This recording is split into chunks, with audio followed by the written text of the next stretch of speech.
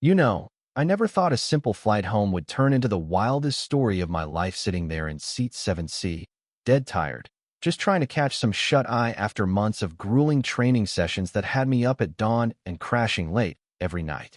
But there I was, Emily Brooks, looking like any other worn-out traveler in my faded jeans and hoodie, sandwiched between a chatty salesman on one side and a sweet old lady knitting away on the other, when suddenly the whole plane starts shaking like it's got a mind of its own, and the captain's voice crackles over the intercom, desperate, asking if anyone at all can fly this damn thing.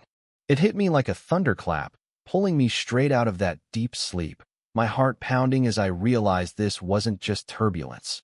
This was a full-blown nightmare at 35,000 feet, and somehow, with my 8,000 hours in the cockpit from Air Force days to commercial gigs, I was the only shot these folks had at making it out alive. Let me back up a bit. Paint the picture for you. Picture O'Hare International in Chicago on a crisp fall morning, buzzing with folks rushing to gates, coffee in hand. Nobody suspecting a thing as we board this Airbus A320 headed for JFK in New York. I'm Emily, 37 now, but back then feeling every bit of 50 after wrapping up recertification for my reserve pilot duties. All I wanted was to zone out, pop in my earbuds, and forget about airplanes for 6 hours straight. Ironic, right?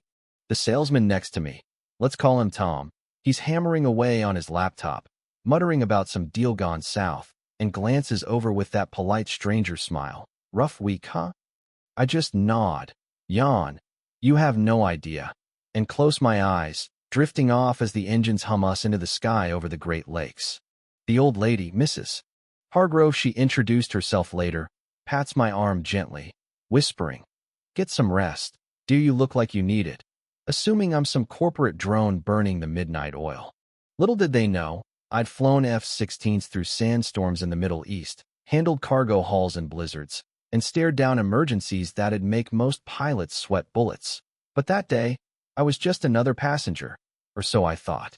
Everything smooth at first, the flight attendants gliding by with drinks, kids giggling at cartoons on their screens, Tom sipping his black coffee and griping quietly about market trends until about 45 minutes in. This weird vibration ripples through the fuselage, subtle at first, like a bad pothole on a highway.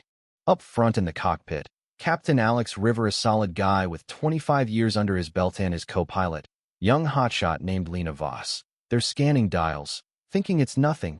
Probably just a pocket of air, Lena says, but then alarms start blaring, lights flashing red like a casino gone haywire. Engine anomalies, hydraulic dips, electrical glitches piling on. This can't be right, Alex mutters, his voice tight, systems failing left and right. The flight computers feeding them garbage data, pitching the plane into dives that aren't real, fighting their every input like some rogue AI with a grudge. Back in the cabin, folks are stirring, uneasy. Tom closes his laptop, white-knuckled on the armrest. What the hell is going on? He snaps at the attendant, who forces a smile. Just some bumps, sir, pilots have it handled. But her eyes betray the fear as more chimes echo from the flight deck. Mrs. Hargrove clutches her knitting, whispering prayers, and me? Still out cold somehow, my body so tuned to flight rhythms from years in the service that even the first lurch barely registers until the big one hits. The nose dipping sharp, oxygen masks dropping like confetti from hell, screams ripping through the air, and that's when my eyes snap open, instincts firing on all cylinders. In that split second, I assess everything: the whine of the engine straining, the ground rushing up too fast through the window, passengers panicking, parents hugging kids tight, and then Alex's voice booms again, raw with urgency. "Folks, we've got a serious issue up here. If anyone's got any piloting experience, ring your call button now, we need you." The cabin goes dead quiet for a beat, eyes darting around, hoping someone's got a miracle up their sleeve. Tom turns to me, half joking through his terror. "You wouldn't happen to be a pilot, would you?" And I unbuckle, standing tall despite the chaos. "Actually, yeah, Captain Emily Brooks, Air Force vet. Tell them I'm on my way." His jaw drops. Mrs. Hargrove gasps, "Oh my lord, thank you." And the attendant, wide-eyed with relief, hustles me forward, whispering, "Captain's losing the fight against the computer. It's like it's possessed." Bursting into the cockpit, it's pandemonium. Alex sweating bullets, yanking controls that won't respond, Lena calling out bogus readings, altitudes, all over the map, and the plane bucking like a wild horse. Who are you?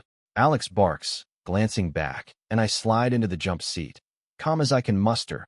Emily Brooks, 8,000 hours. Seen this glitch before in Sims, and once over Iraq your computer's lying to you. Feeding phantom failures. He hesitates, but desperation wins. What do we do? I point outside. Ignore the screens. Trust your eyes wings level at 32,000. Pull the breaker on the primary system now. Lena protests. That kills autopilot.